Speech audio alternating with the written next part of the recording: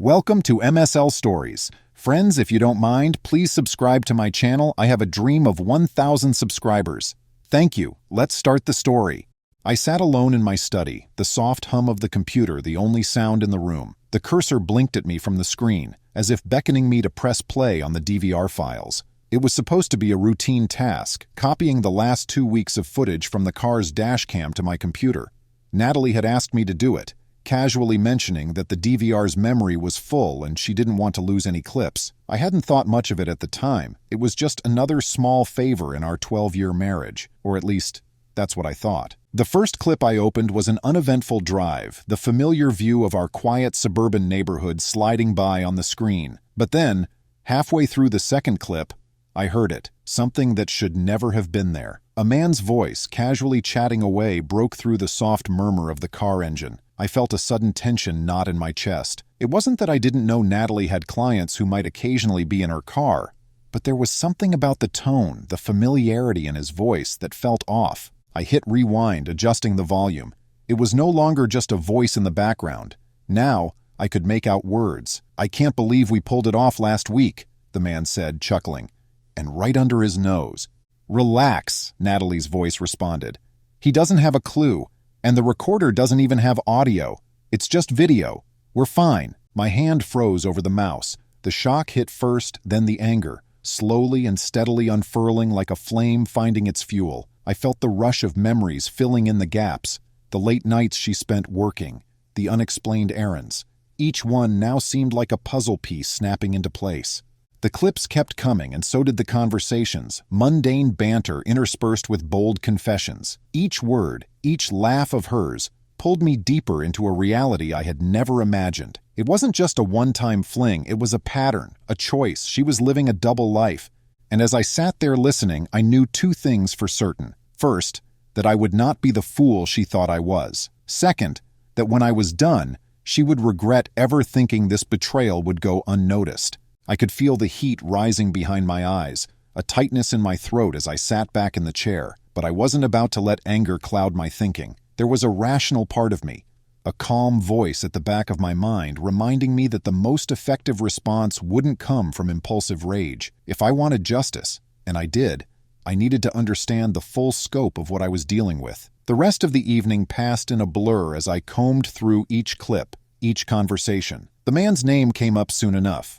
Mark, a client she'd mentioned a few times in passing. They had met through one of her interior design projects, though judging by their exchanges, their relationship had quickly expanded beyond paint swatches and floor plans. What struck me most wasn't the mere fact that she'd cheated. It was the carelessness, the ease with which she lied, not just to me but seemingly to everyone around her. She spoke to Mark as if she were discussing a routine chore, not tearing apart our marriage with every secretive encounter. I had to know more. I began digging deeper, starting with her phone records and the shared computer. It didn't take long to find emails between Natalie and Mark, messages with just enough vague wording to hint at something inappropriate without explicitly stating it. But then there were photos, private exchanges hidden in a cloud folder, and suddenly, the images were more damning than any word ever could be. As I delved further, I started noticing patterns. Her meetings lined up with certain days when Mark happened to be in the area. Her girls' nights often coincided with trips he'd taken, places where they could meet without raising suspicions. I pulled up our shared calendar and cross-referenced locations, times, even small clues she'd left behind. It was all there, in plain sight, if I had just known where to look. I found myself recalling those months of subtle distance, how she'd become less affectionate, how her laughter didn't seem to come as naturally. At the time, I chalked it up to stress, or simply the ebb and flow of a long-term relationship. I never thought I'd end up sitting here piecing together evidence like a detective unraveling a crime scene. The more I learned, the less recognizable Natalie became to me. It was as if I was reading about someone else's wife, not the woman I had built a life with. There was one clip in particular that stuck with me. They were in the car again, discussing a weekend we had planned as a family. "You know I can't cancel on him," Natalie said, sounding annoyed, "but I'll make it up to you on Sunday." Sunday. The same day she had insisted on going to a workshop downtown. I remembered it now. She had come home that evening with a smile, carrying takeout from my favorite restaurant. She had kissed me like everything was fine, like nothing at all had happened. I realized then that my trust had been the perfect cover for her deception, but it was going to end now. I wasn't about to let her or anyone else rewrite my life story behind my back. I gathered every scrap of evidence, audio files, screenshots, email chains, and compiled them into a neat little folder on my computer labeled Truth. It wasn't enough to confront her with this. I had to see the look on her face when she realized that the life she had so carefully orchestrated was about to come crashing down. And after that, I would make sure that the fallout would be felt by everyone who had played a part in this charade. I took one last look at the evidence, my finger hovering over the folder as if to close it and walk away. But I didn't. Instead, I leaned forward, my jaw set with a new resolve. This wasn't over. In fact, it had only just begun. I didn't confront her that night or the next. I needed more time, not to gather evidence. I had more than enough of that, but to prepare myself for the moment. It wasn't going to be a shouting match. There would be no tears, no pleas for an explanation. I wanted to lay it all out with an icy precision that left no room for doubt. She was going to see the truth, and then she was going to see the door. A few days later, I set the stage. I told Natalie I'd planned a special evening for us. A quiet dinner at home, just the two of us, to reconnect. She seemed relieved, even happy. The betrayal must have been weighing on her in some way, a quiet burden she carried while keeping up appearances. She came home that evening with a bottle of wine, and for a moment, everything looked as normal as it ever had. But normal was the last thing this night would be. We sat at the dinner table, a modest spread of dishes between us, and made small talk. She told me about a new client, a potential project that might require her to travel out of town for a week. I listened to her casually lie through her teeth, pretending as though she had any real plans other than spending that week with Mark. My pulse quickened, but I kept my expression neutral. Let her have this last moment of ignorance, I thought. Once dinner was over, I stood and reached for my laptop, which I had left on a side table nearby. I brought it to the dining room and set it down between us. "There's something I want to show you," I said. Her eyes flickered with a hint of confusion, maybe even suspicion, but she nodded. I opened the folder labeled Truth and clicked on the first video. The car footage filled the screen, and as the familiar voices played back, hers and Mark's, her face drained of color. There was a moment of silence where time seemed to stretch endlessly. Then she looked at me, her mouth half open, as if she couldn't decide whether to deny it or beg for forgiveness. "It's not what it sounds like," she finally stammered. But the words felt hollow, even to her. "Let me explain." I didn't give her the chance. I clicked to the next video, where their conversation was even more explicit. Then another, where they laughed about me behind my back, about how clueless I must have been. I let the clips play in sequence, the room filling with the sickening sound of their shared secrets. "Ethan, please just stop," she whispered, her voice barely audible. "We can talk about this." "There's nothing to talk about," I said, my voice steady. "You had plenty of chances to talk before. You chose not to." I closed the laptop and pushed it aside. "This is what's going to happen. You're going to pack your things and leave tonight. The house belongs to me. My mother gave it to me years before we met. You'll find that I've already changed the locks on all the secondary entrances. Your things are packed in the guest room." Her eyes widened as if she hadn't fully processed the depth of my preparation. "You can't just kick me out like this," she said, raising her voice. "I have rights. I'm entitled to—" "You're entitled to nothing," I interrupted, my tone as cold as I could make it. "You gave up any claim you had to this marriage the moment you invited him into our life. Now, you'll get exactly what you deserve." She stared at me in disbelief, as if waiting for me to change my mind, to soften, to beg for an explanation. But there was no chance of that. I wasn't going to let her use tears to sway me or twist her betrayal into some convoluted story of marital dissatisfaction. "Take your bags and go," I said, my gaze never wavering from hers. "If you're not out in an hour, I'll call the police and have you escorted off the property." There was no dramatic exit, no shouting or door slamming. Natalie retreated to the guest room to collect her things, and I watched as she left, her face pale, her steps hesitant. It wasn't the explosive confrontation some might have expected, but that wasn't the point. I wasn't here for theatrics. I was here to sever ties. As the door closed behind her, I didn't feel relief. Not yet. There was still much left to do, and I wasn't finished with Natalie or Mark by any means. The confrontation was just the beginning. What came next would be far more consequential for both of them. I locked the door, took a deep breath, and walked back to the laptop. There was more work to be done. The divorce proceedings unfolded just as I'd expected, contentious and exhausting. Natalie didn't go quietly. She fought tooth and nail to extract as much as she could from the settlement, despite knowing that she was in no position to demand anything. She argued that she had contributed to our life together and deserved a share of the house.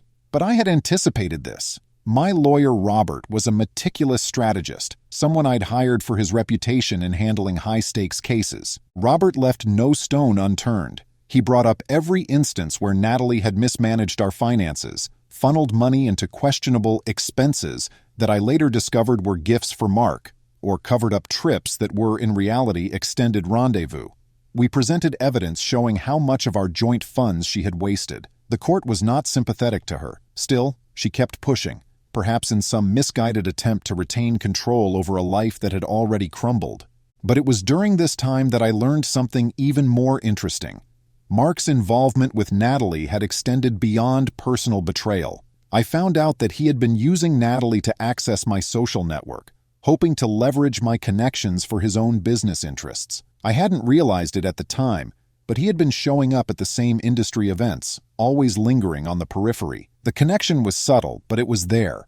It became clear that his relationship with Natalie wasn't just an affair. It was also a calculated move on his part to infiltrate my life. I dug deeper into Mark's background. His business dealings were shady, with a history of lawsuits, unpaid debts, and failed partnerships. His current company was barely keeping afloat, and from what I could gather, it was more of a front for dubious transactions than a legitimate enterprise. My divorce attorney suggested we use this information as leverage against Natalie, pointing out that associating with someone like Mark reflected poorly on her judgment and her claims for alimony. But I had a different idea. If Mark thought he could benefit from his relationship with Natalie, then I'd show him just how costly that connection could be. I decided to use his own ambition against him. The court ruled overwhelmingly in my favor. The house remained mine, and Natalie received only a fraction of what she had sought. She looked defeated as the final ruling was read aloud. For the first time in months, I allowed myself a moment of satisfaction. But this was not the end, not yet. With the divorce finalized, I could finally turn my attention to the next phase, making sure that both Natalie and Mark understood that betrayal, no matter how carefully plotted, comes with a heavy price. I wasn't interested in illegal schemes or dramatic confrontations. My plan would be quiet, surgical, and devastating. Mark's business became my first target. Using a network of anonymous sources, I fed information to a journalist known for exposing fraudulent business practices. I sent documents that hinted at some of Mark's more questionable deals, contracts with unusual clauses, and records of payments that didn't quite add up. The journalist, eager for a story, began digging into Mark's past. Within weeks, articles began circulating that questioned the legitimacy of his company. Investors pulled back, and soon, the company was under formal investigation for financial irregularities. Mark's name was all over the news, but not for the reasons he would have liked. Natalie, on the other hand, needed a more personal touch. Her freelance career had relied heavily on her reputation and connections. I knew that the key to destroying her professionally wasn't to expose her affair publicly. That would have been too obvious. Instead, I went after her clients. Using a series of fake accounts, I began leaving detailed reviews and spreading rumors that her business practices were unprofessional. I contacted a few of her biggest clients, posing as a concerned former colleague, and subtly suggested they reconsider working with her due to confidential issues she was dealing with. It didn't take long for her projects to dry up. I didn't stop there.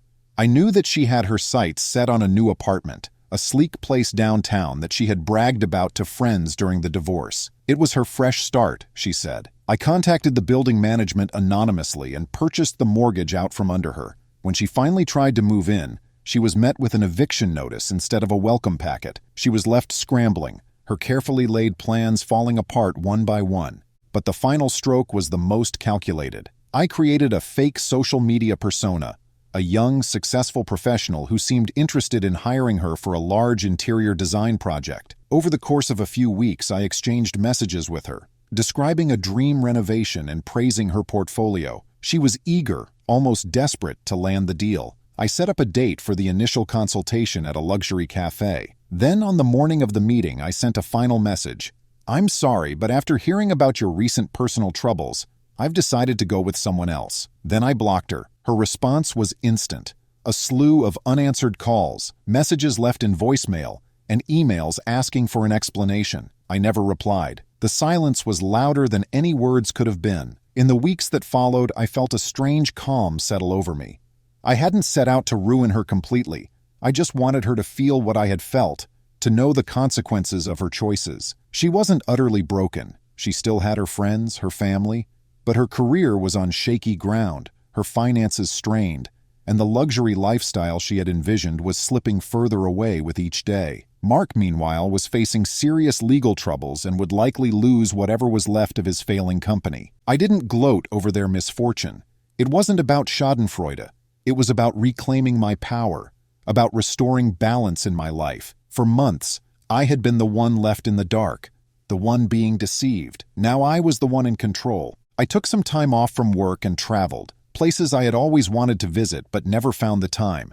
I reconnected with old friends and even rekindled a few hobbies I had long forgotten. I didn't share my story with many people. It wasn't something I wanted to use as a badge of honor or a tale of triumph. But when I did speak about it in a few anonymous online forums, it wasn't to boast about my revenge. It was to remind others that there was life beyond betrayal, and sometimes the best way to heal was to take action, to fight back, and then, finally, to let go. A few months later, while I was grabbing coffee downtown, I saw her, Natalie, walking out of a cramped little office building. She was dressed well, but there was a tiredness about her, a slight slump to her shoulders that hadn't been there before. For a brief moment, our eyes met, and then I turned and walked away without a second glance. There was nothing left to say. As I walked down the street, I felt lighter, unburdened. The past was behind me, the pain a distant memory that had shaped me, but didn't define me. I had rebuilt myself, not with vengeance as the foundation, but with the knowledge that I had reclaimed my own story. And as the city buzzed with life around me, I smiled, ready to start writing the next chapter. Thank you, friends.